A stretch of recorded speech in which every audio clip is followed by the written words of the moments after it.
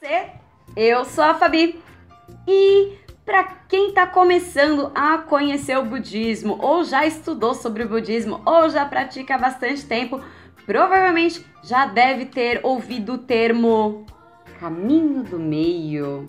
E é justamente sobre esse tema que eu vim falar aqui hoje.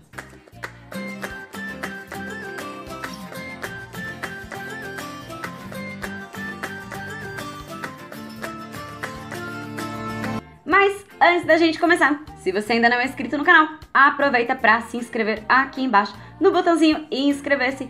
Vocês também podem me enviar o seu relato, sugestões, dicas, perguntas, pedidos de orientações no e-mail afabiporei@hotmail.com. E se você quiser, vocês também podem me seguir pelas redes sociais, tá bom? Ao longo de mais de 2.500 anos de história do budismo, o conceito do caminho do meio tem sido objeto de diversas interpretações. Mas, explicando de uma forma bem simples, esse conceito descreve o caminho ou a forma de transcender e reconciliar a dualidade que caracteriza a maioria dos pensamentos. Aquele famoso anjinho de um lado, capetinha do outro.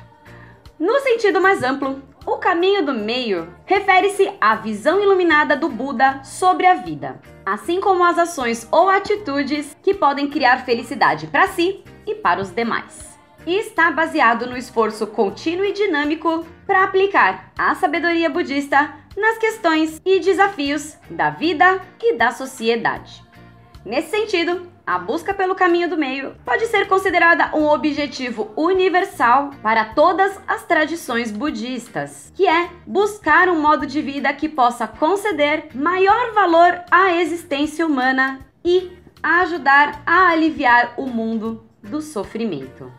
E é por essa razão que muitas vezes o budismo é por vezes referido como caminho do meio.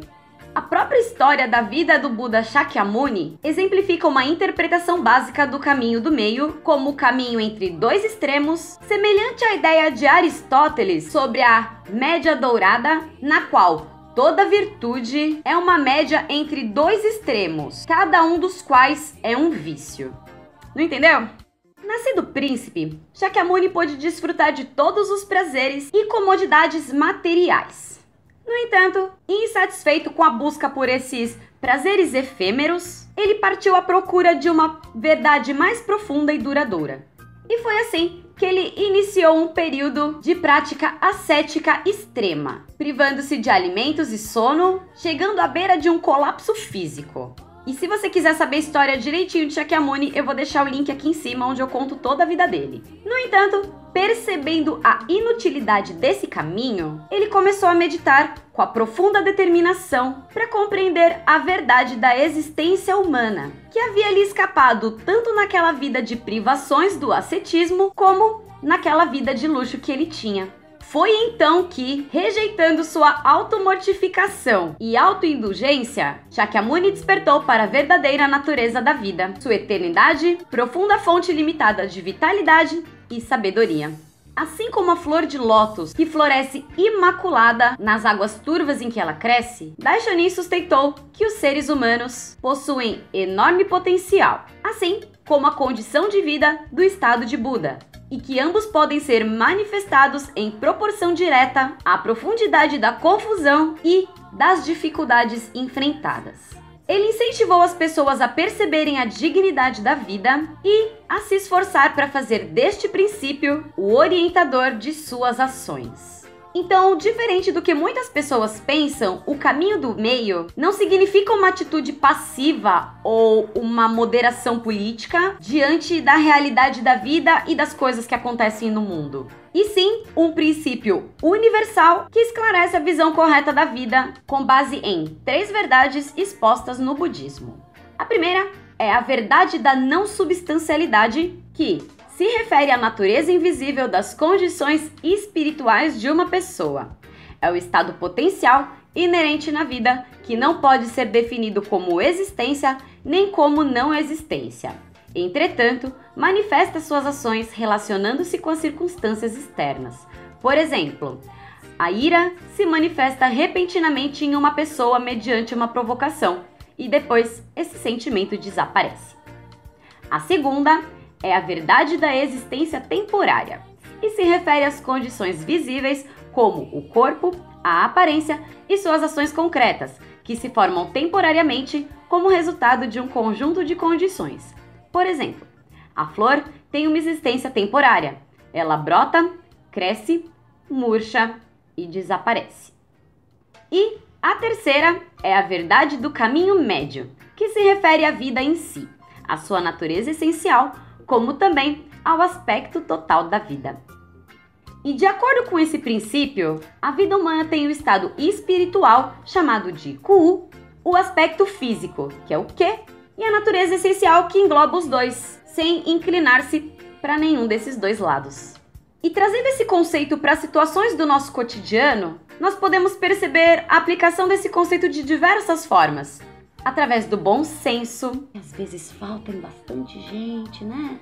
De atitudes sábias com relação a determinadas questões, por não optarmos por um radicalismo em determinadas situações, por um respeito pela individualidade, por buscar o consenso no lugar da imposição, entre muitos outros exemplos. Já no plano social e político, o caminho do meio poderia ser expresso como o compromisso para defender o respeito e a dignidade da vida e colocar esse compromisso antes de aderir a uma ideologia política ou econômica em particular.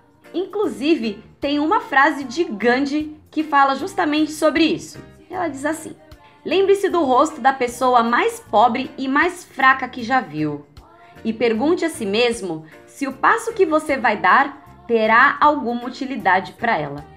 É a gente tentar olhar fora do nosso umbigo, fora dos nossos interesses particulares e sempre procurando saber se as nossas ações fazem bem somente para nós mesmos ou se ela atinge outras pessoas de forma positiva. E o presidente Queda escreveu o seguinte: o caminho do meio é um processo de viver e deixar a nossa própria marca na sociedade, enquanto constantemente questionamos nossas próprias ações para assegurarmos que estejam de acordo com o caminho da humanidade. Então, eu espero que tenha ficado explicado de uma forma clara e sucinta sobre o caminho do meio, e eu espero que isso inspire vocês também a não se deixar levar pelos extremos e sempre procurar o caminho, principalmente do bom senso, tá bom? Se você gostou, não esquece de deixar o seu joinha, se inscrever aqui no canal para receber as notificações dos próximos vídeos. E vocês também podem ver os diversos vídeos dessa playlist aqui em cima, tá bom? Então, por hoje é só. Um beijo! Tchau, tchau!